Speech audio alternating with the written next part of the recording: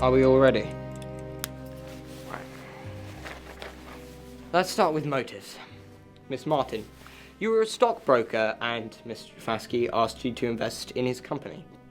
This investment ultimately left you penniless. Miss Anderson, Mr. Jafasky was Jewish and your business partner, I believe. You worked in the German industry, affiliated with the Nazi Party during the war. Now you were financially ruined. Colonel Donnell, while you're in the war, Jafasky uncovered secrets regarding a bomb and used this to destroy your reputation and...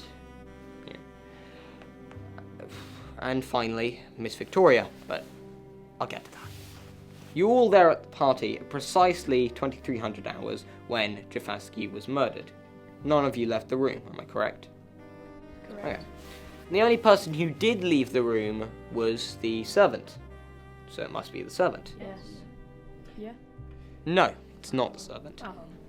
At this time, there was an incident in the kitchen and the servant was called away. An incident? What kind of incident? Someone, and I won't say who, knocked over a bottle of vintage wine. The head maid called the servant to clean up the mess. So Jenkins was scrubbing up glass and mopping up wine when Sir Alex met his untimely demise. Wait, how do you know this? Because I asked the servant this morning, and confirmed it with the scullery maid.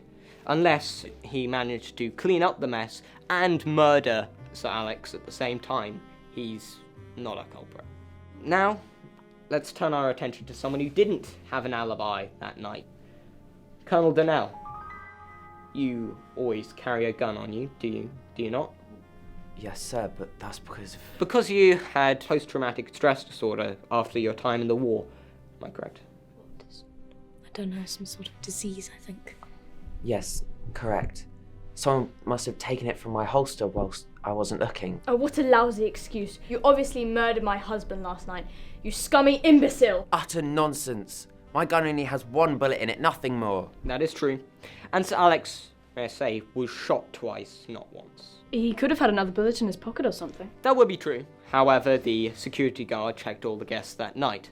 May I also add in his defence, Colonel Donnell does have a firearms Oh, license. screw this! My husband got murdered last night by one of you scoundrels, and I want to know who. I know all your motives now, every single one. And you, Mr. Billy Detective or whatever, you better start finding out who the hell did this. I want a clear answer right now. You want a clear answer. I very much do. Okay. Well, Miss Victoria, you are the murderer. While he was in France, your husband had an affair with another woman, did he not? Fact. I have a letter from him to you. He said it was a mistake, he stated his apology and asked for your forgiveness. He begged, maybe. Did you give it to him? Even though I was hurt, I did, yes. Well, that's obviously a lie, Miss Victoria. I consulted the maid, and she says you had an argument, a very heated one. In fact, when he got back from France, and the word forgive was not heard once. She must have fixed them. Anyway, what's the point, Detective? The point is, Miss Victoria, that after you had that argument, you saw he had a will he was about to write, and you stormed off. Later that night, you crept down to see what his will contained, but you were apprehended by the servant. You bribed her $200 to keep her mouth shut. Then, you found the will open and found your name not contained. That's not true! It is true, Miss Victoria. It was your plan to forge a will that contained your name, so you burnt it because you had not the time, and you didn't realise or remember that you had the meeting followed by the party later in the evening.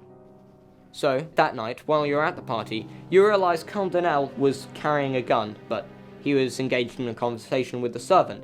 So, you staged an accident in the kitchen to lure the servant away.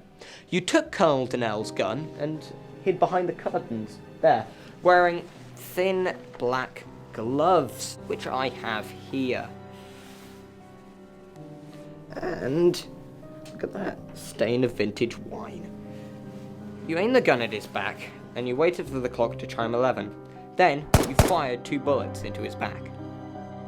As for the 1 bullet, I know for a fact that Sir Alex has different bullets with different sizings for different guns with his name carved into him from his time in France. It's a funny one right here. It's a 38. It's been used. Coincidentally, the exact same caliber used for the Webley double-action revolver, which was the murder weapon. So, Miss Victoria, you killed Sir Alex in cold blood. You attempted to steal money from him. You have anything to say? Right, that's enough. I did it all right. But what would you do if you were in my shoes? Probably the same thing. No offence, lady, but I don't think that we would. Right, silence. I'll kill Miss Anderson right now if you don't let me free. I'm afraid I can't let you do that. Do you hear what I said? I'll kill her. Is that the murder weapon? You're goddamn right it is. Stop that. You've got no bullets, love.